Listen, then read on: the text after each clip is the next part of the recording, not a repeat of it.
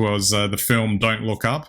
Now, I had a bit of a whinge the other week, I guess, about what value Netflix has. I guess it just popped up with another bit of value because I watched that, and that's a Netflix film, and so I guess I'll keep it for another couple of months or something to see what else pops up.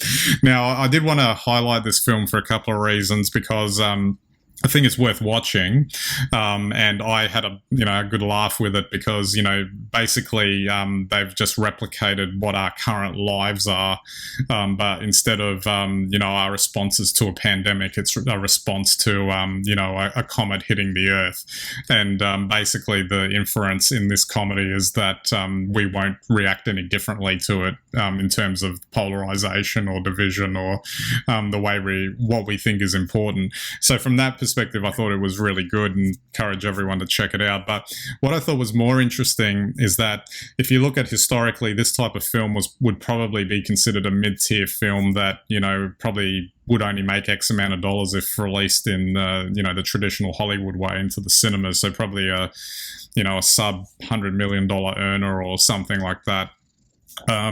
Still would have made decent money for how much it would have cost, etc., but not like a huge, massive hit. There certainly wasn't anything about it that made it particularly special or anything like that.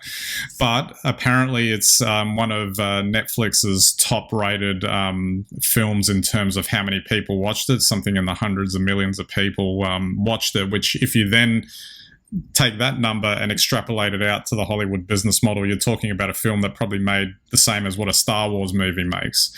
If you were to charge everyone, a ticket price for every viewing for it. And I thought that was interesting. This is the new world that we're living in, that the value has, is being, I guess, it's like they're trying to transition it into subscriber growth, and making money from that, and that the infamy or the notoriety of the film itself and catching on, etc., is based on that metric instead. Have you streamed it off Netflix kind of thing, as opposed to having seen it in the cinema, in terms of getting that sort of buzz happening around it. And I have to wonder, the number crunching to figure out the value proposition in terms of return on investment must be really interesting. I'd love to see what how they crunch the numbers to say it worked out, that they could then come out and say, oh, this is super successful, because it's not a one-for-one thing where a whole bunch of tickets were sold after a release, Yeah,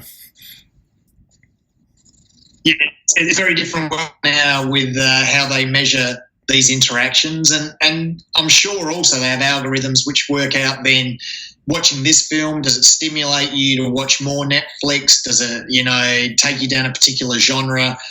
Everything these days, everything you watch on a streaming platform is measured in some way, and they're using all sorts of algorithms now to work these things out. So, yeah, it is interesting, and I'm not sure that, the old style of ticketing and, measuring that way kind of works with streaming services. But they'll definitely know what the true value is to Netflix.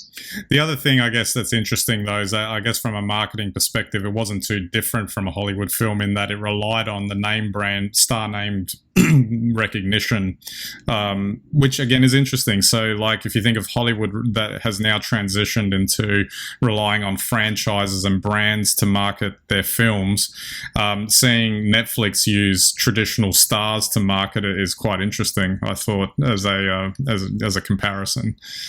If you can't beat them, join them.